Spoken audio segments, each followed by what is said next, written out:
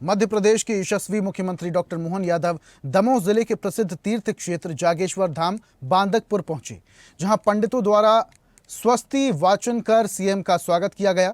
CM ने पहले जागेश्वर नाथ का भूमि पूजन अर्चन किया और मां पार्वती से आशीर्वाद लिया। इसके उपरांत 100 करोड़ रुपए की लागत से भव्य कॉरिडोर का भूमि पूजन किया। सीएम ने कहा कि जागेश्वर में आकर ऐसा लग रहा है कि महाकाल में आ गए। जागेश्वर और महाकाल मंदिर में कोई अंतर नहीं है। बहुत जल्दी जागेश्वर धाम बनकर तैयार हो जाएगा। ये अलौकिक तीर्थ बनेगा। इसके लिए जो भी धनराशि की जरूरत पड़ेगी उसे दिया जाएगा।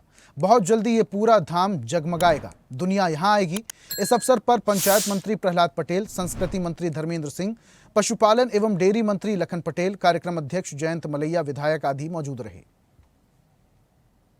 आज दमोह जिले में भगवान जागेश्वर महादेव मंदिर में हमारे प्रदेश के अंदर ऐसे पवित्र स्थानों पर जहां आस्था, श्रद्धा और भक्ति का माहौल है, ऐसे सभी पुराने प्राचीन देव स्थानों को हम वर्तमान के लोग के साथ जोड़ करके धार्मिक पर्यटन, धार्मिक तीर्थाटन की दृष्टि से उनके केंद्र की महत्ता को स्थापित करने के अभियान में जुटे हुए हैं।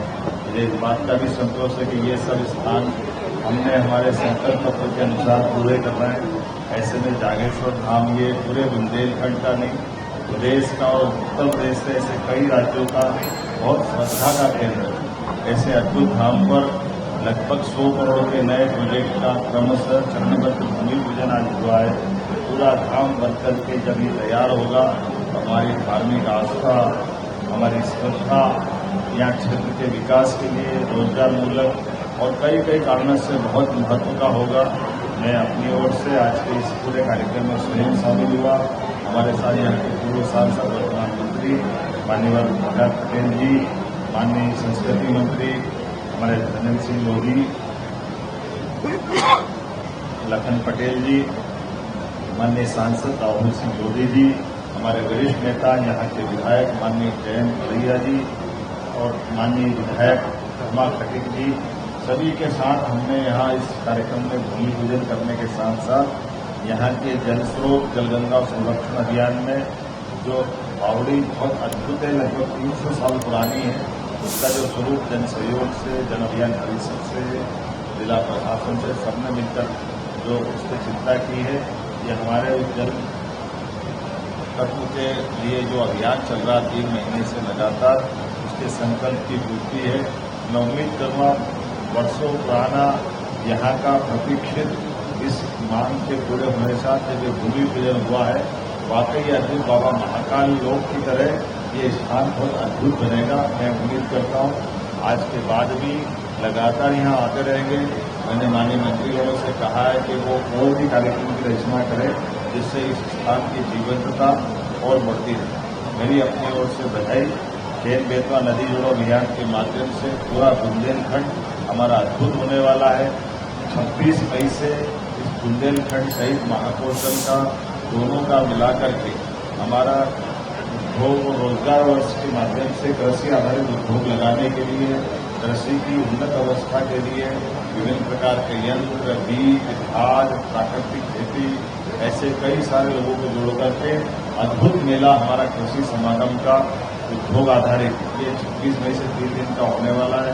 मैं उम्मीद करता हूं कि हमने अपने राज्य के अंदर रोजगार परक इकाइयों लगाने का जो सिलसिला प्रारंभ किया तो इसी प्रकार से बढ़ता रहेगा। मेरी अपनी ओर से आपसे मैंने आज ही समीक्षा की थी। मध्य प्रदेश सरकार, भारत सरकार के संपर्क में है। हमारे अपने राज्य के नागरिकों की, हमारे सभी प्रकार की व्यवस्थाओं की आने वाले समय में जो भी परिस्थिति बनेगी, निश्चित रूप से यशस्वी प्रधानमंत्री के नेतृत्व में ये जो वो निर्देश देंगे हम उस पर चलने के लिए तत्पर हैं। मेरी अपनी ओर से राज्य के निवासियों को जिस प्रकार के हालात दिख रहे हैं, हम सब यशस्वी प्रधानमंत्री का धन्यवाद अदा करें। जागेश्वर नाथ जी के सेवक के नाते आज हम सब गौरवान्वित थे।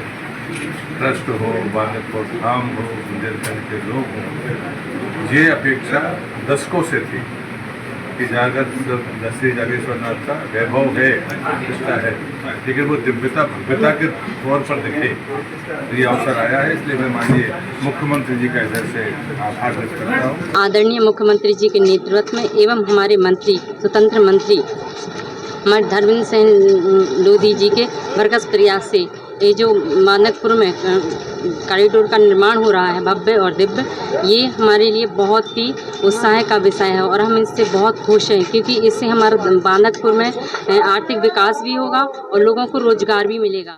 ताजा खबरों के लिए लाइक, फॉलो और YouTube पर सब्सक्राइब कर बेल आइकन दबाएं। साथ ही ताजा अपडेट्स के लिए swedeshlive.com पर विजिट करें।